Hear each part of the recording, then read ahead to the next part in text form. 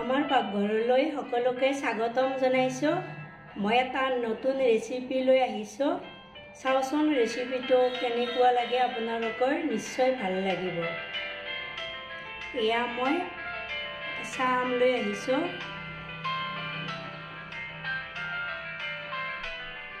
এয়া মই আমৰ আচাৰ বনাবলৈ লৈছোঁ। এয়া আম মই নিমখ পানীত 2 ৰাতি তিয়াই থ'ম।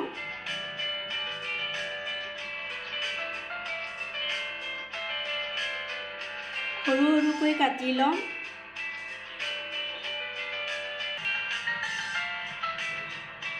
এয়া নিমখ পানীৰ পৰা উলিয়াই 2 দিন ৰ'দত দিছোঁ। ৰ'দত শুকুৱাই এনেদৰে লৈছোঁ। এনেকুৱা হৈছে। এতিয়া ৰেচিপিটো লৈ আহোঁ।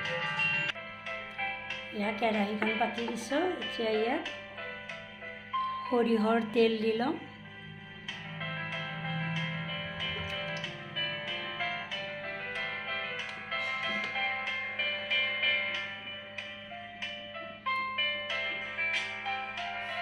পাঁচফোৰণ আৰু গোটা জিৰা।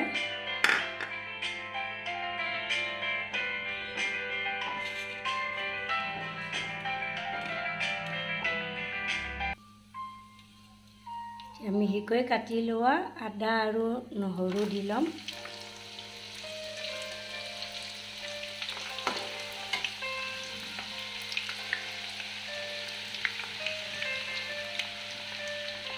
এয়া তেজপাত, কেঁচা জলকীয়া আৰু শুকান জলকীয়া।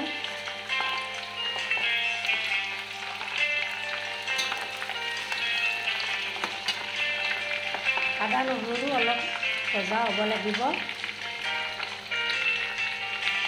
এতিয়া ইয়াত হালধি পাউডাৰ দিলোঁ।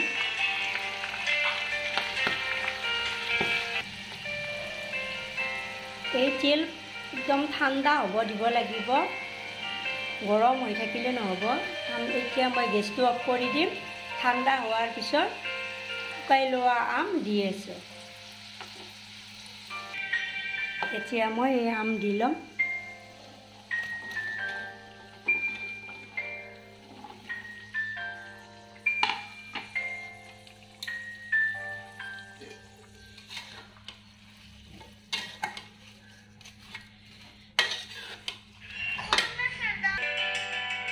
এতিয়া ইয়াত মই আচাৰৰ মছলা দিম। এই আচাৰৰ চিক্ৰেট মছলা।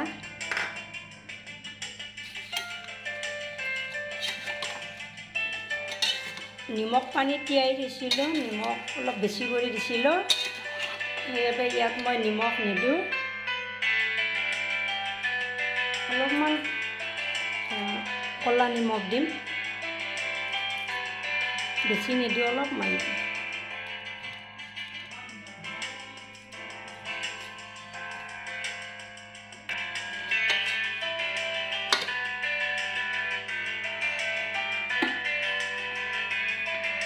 এতিয়া মই ভিনেগাৰ দিম।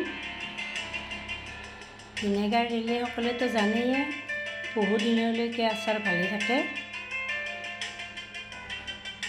এয়া মোৰ আমৰ আচাৰ ৰেডি হৈ গ'ল। ভালদৰে ঠাণ্ডা হ'লে এইটো মই বৈয়ামটোত ভৰাই থ'ম।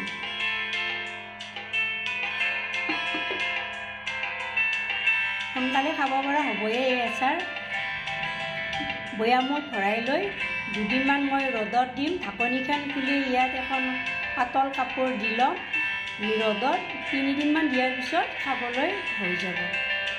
এয়া আমৰ আচাৰৰ ৰেচিপিটো কেনে পালে জনাব। ভাল লাগিলে ভিডিঅ'টোত লাইক কমেণ্ট কৰিব আৰু মোৰ চেনেলটো ছাবস্ক্ৰাইব কৰি দিব। ধন্যবাদ।